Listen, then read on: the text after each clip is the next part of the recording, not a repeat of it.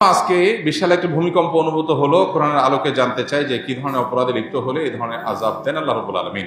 প্রথম কথা হলো যে ভূমিকম্প বা কোনো ডিজাস্টার হলে, কোনো দুর্যোগ, প্রাকৃতিক কোনো দুর্যোগ হলেই যে সেটা আল্লাহর আযাব হিসাবেই সবসময় আমাকে ট্রিট করতে হবে, ধরতে হবে, এটা জরুরি বা আবশ্যক না।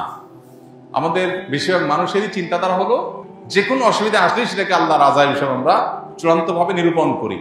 কোনটা আল্লাহর আযাব, কোনটা আল্লাহর আযাব না, এটা নবী রাসূলরা থাকলে তারা নিরূপণ করতে পারে। যে কোনো বিপদ আপদ, যে কোনো মুসিবত আল্লাহর পক্ষ থেকে পরীক্ষা হতে পারে, আবার আযাব হতেও পারে।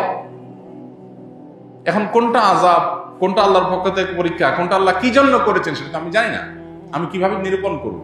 একজন মানুষের জীবনে বিপদ এসেছে, কোন একটা বিপদ এসেছে, হতে পারে তার এই বিপদটা তার মর্যাদা বৃদ্ধি করবার কারণ, হতে পারে তার এই বিপদটা পরীক্ষা স্বরূপ, হতে পারে তার এই বিপদটা তার কোনো পাপের ফসল।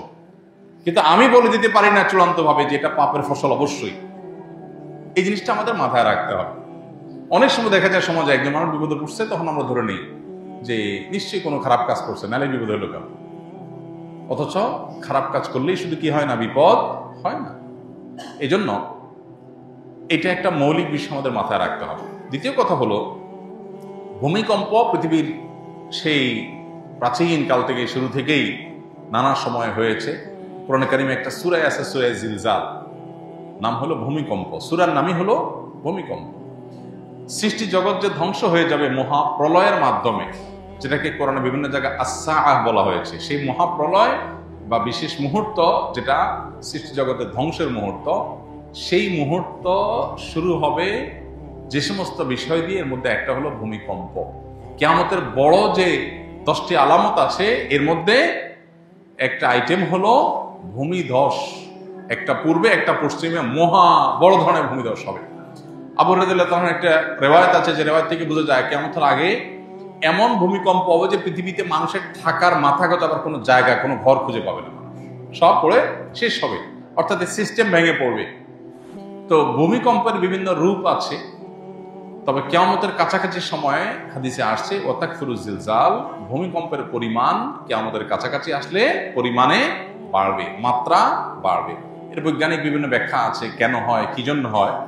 এই ব্যাখ্যারও গোড়ার ব্যাখ্যা বা এই ব্যাখ্যারও পেছনের কথা হলো যে আল্লাহ রাব্বুল আলামিনের ফায়সালা এটি হবে। যেমন এই যে অনেক বেশি ভূমিকম্পের পরিমাণ বেড়ে যাবে, এটা রাসূল সাল্লাল্লাহু আলাইহি ওয়াসাল্লাম বলেছেন ১৫০০ বছর আগে। তখন তো পৃথিবীতে এত ভূমিকম্প ছিল না। এখন আস্তে আস্তে দিন দিন যে বাড়ছে, ওনার কথা তো খাটছে। এখন হয়তো অনেক বৈজ্ঞানিক গবেষণা, বৈজ্ঞানিক অনেক সূত্র আমরা আবিষ্কার করতেছি, প্লেটের পরিবর্তনের কারণে, এটা সেটার কারণে আমরা বলতে পারছি যে ভূমিকম্প হচ্ছে। কিন্তু নবী সাল্লাল্লাহু আলাইহি ওয়াসাল্লাম যখন বলেছেন, তার কাছে কোনো বৈজ্ঞানিক গবেষণার কোনো ফলাফল ছিল না, কিন্তু সেটা খাটছে অক্ষরে অক্ষরে। তাহলে বোঝা গেল যে বৈজ্ঞানিক ব্যাখ্যা, গবেষণা থাকতে পারে, সেগুলো সত্য হোক, কোনো অসুবিধা নেই, সত্য হতে পারে, সত্য। এরপরও এর চেয়ে মহাসত্য হলো এটা আল্লাহর ফয়সালা, এটা আল্লাহর ফয়সালা, এবং সেজন্য হচ্ছে।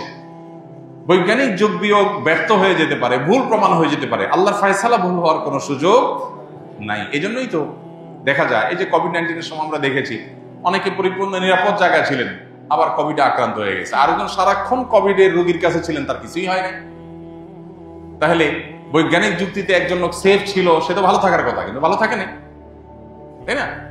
এই জন্য আল্লাহ রাব্বুল আলামিন কি চাচ্ছেন সেটাই বড় জিনিস। আমরা বিভিন্ন কারণ আবিষ্কার করতে পারি, ডেফিনেটলি সে কারণ আবিষ্কার করব, সতর্ক থাকবো, বোঝার চেষ্টা করব, এগুলো কোনো সাথে কোন হাদিসের কন্ট্রাডিক্টরি নেই। কিন্তু বিশ্বাসের জায়গা হবে সেটাই যেটা আল্লাহ তাআলা ফয়সালা করে রেখেছেন। এই জন্য ভূমিকম্পের এই সমস্ত পরিস্থিতিগুলো আল্লাহ তাআলার আয়াত, আল্লাহর নিদর্শন সমূহ বলতে পারি। আল্লাহ তাআলা কোরআনে কারিমে বলেছেন যে আল্লাহ তাআলা যে নিদর্শন নাজিল করেন, সেই নিদর্শনটা মানুষকে সতর্ক করবার জন্য নাজিল করেন। অতএব আমাদেরকে সতর্ক হতে হবে, এবং এই সমস্ত ভূমিকম্প আমাদেরকে সতর্ক করে যে আমরা যে কোনো মুহূর্তে দুনিয়া থেকে চলে যেতে পারি। বিধায় আমাকে প্রস্তুত থাকতে হবে সবসময়, তওবা, ইস্তেগফার, আল্লাহর দিকে রুজু হওয়ার জন্য কোনো অপেক্ষা নয়। এখনই এই মুহূর্তে আমার তওবা করে ফেলতে হবে, হতে পারে এর পরের মুহূর্তে আমি আর সুযোগ পাবো না। দুনিয়াটা যে খুবই ক্ষণস্থায়ী, এটাকে আমরা যতটা পার্মানেন্ট মনে করি, যেভাবে এটার জন্য আমাদের প্রিপারেশন থাকে, তাদের মনে হচ্ছে অনন্তকাল থাকবো, সেটা যে ভুল। এটা আল্লাহ তাআলা এই সমস্ত ঘটনার মধ্য দিয়ে আমাদেরকে বারবার করে বার্তা দেন, স্মরণ করান। নবী রাসূলরা এসে যে কাজটি করাতেন, স্মরণ করাতেন সেটি। অতএব আল্লাহ তাআলা আমাদেরকে এগুলো থেকে শিক্ষা গ্রহণ করবার তৌফিক দান করুন।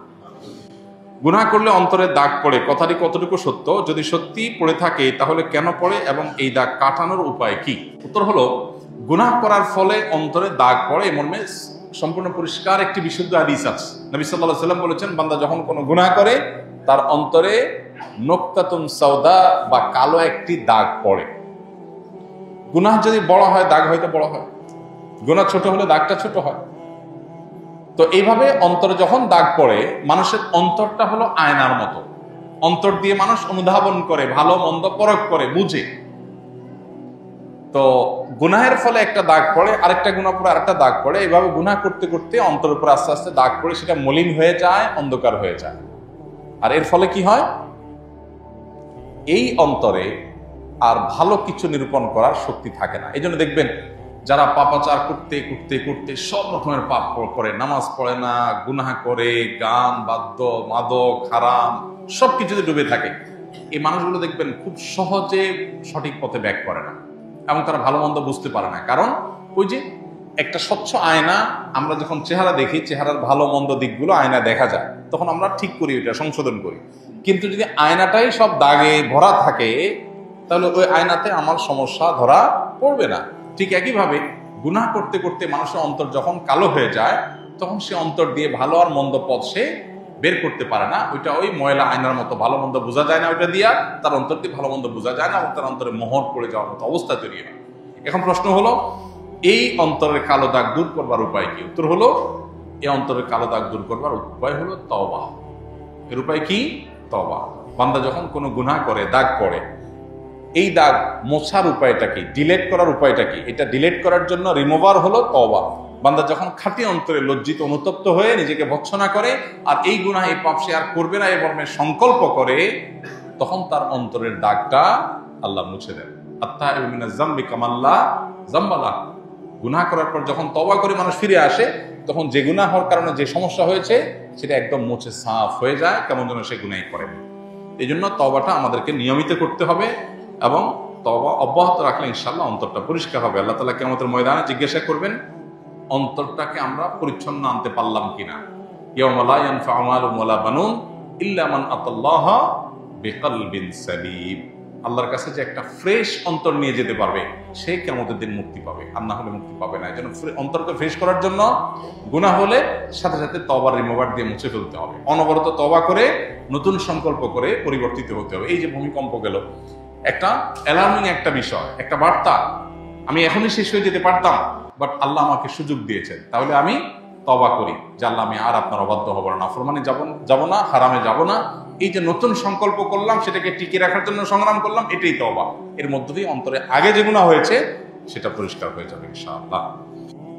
আস-সুন্নাহ ফাউন্ডেশন, উম্মার স্বার্থে সুন্নাহর সাথে।